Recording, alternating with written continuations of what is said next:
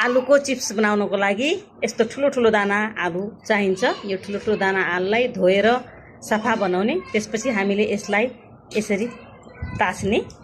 यसलाई यसरी ताछिसकेपछि यसरी ताछेर यसरी चाहिँ यो मैले ताछेको छैन, यो ताछेको देखाएको, यसरी ताछेर चाहिँ यसरी ताछ्ने। त्यसपछि यसलाई पानीमा डुबाउने। पानीमा डुबाएपछि, किनभने यो कालो हुँदैन त्यसैले हो। यसरी पानीमा डुबाइसकेपछि त्यसपछि यसलाई समातेर यसरी मसिनमा यसरी चाहिँ हामीले यसरी चाहिँ यसलाई यहाँ चाहिँ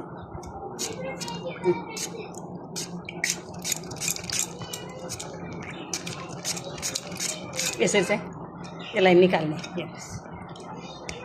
यसरी हामीले यसलाई मसिनद्वारा यसबाट काट्ने र अनि यसलाई पानीमा अलिअलि पानी तल राख्ने, माथिबाट यसरी गर्ने र पानी पछि हालिदिने, किनभने यो कालो नहोस्।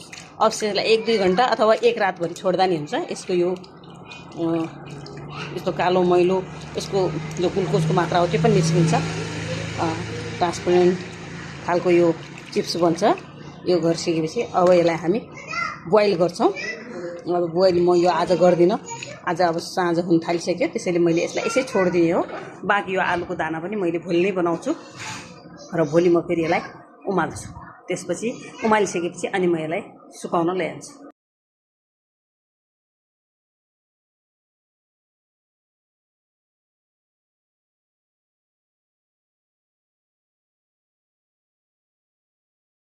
अन्तिममा यसरी सुकाएर यो चिप्स तयार हुन्छ। हेर्नुहोस् यो चिप्स कति मजाको चिप्स भएको छ, एकदम ट्रान्सपेरेन्ट पारदर्शी चिप्स बनेको छ।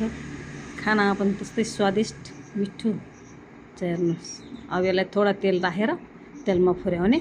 यसलाई एयर टाइट गरेर स्टोरेज गर्यो भने 1 वर्ष मजाले पुग्छ यो एकदम।